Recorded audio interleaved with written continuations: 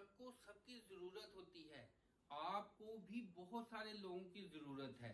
آپ اکیلے بہت بلند جگہ پہ پہنچ جائیں زندگی میں، معاشرے میں کچھ آگے نکل جائیں تو یہ مشکل ہے. بعض کا تنکے کی بھی ضرورت پڑ جاتی ہے. اس لیے کسی کو بھی حقیر نہ سمجھیں، غیر اہم نہ سمجھیں، بغیر وجہ سے کسی سے دشمنی مول نہ دیں. لیکن یہ بھی یاد رکھیں کہ آپ ساری دنیا کو خوش نہیں کر سکتے.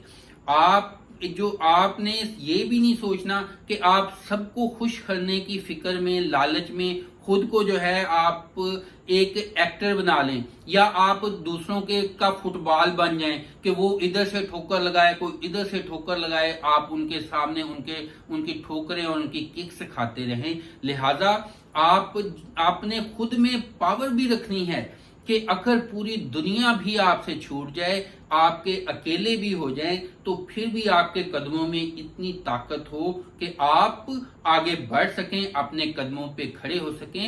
ایک لیڈر جو ہوتا ہے، ایک پاورفل جو انسان ہوتا ہے، وہ سب سے بنانے کی کوشش کرتا ہے لیکن اکیلا چلنے کی طاقت رکھتا ہے، اکیلا بڑھنے کی، لیڈ کرنے کی ہمت رکھتا ہے، قوت فیصلہ ہوتی ہے.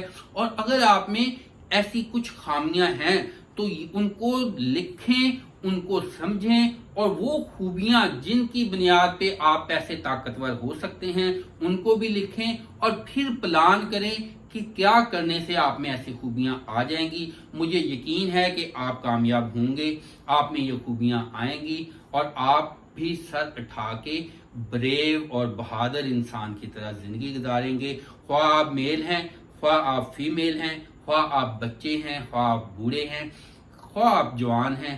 ان چیزوں سے معنی نہیں رکھتا.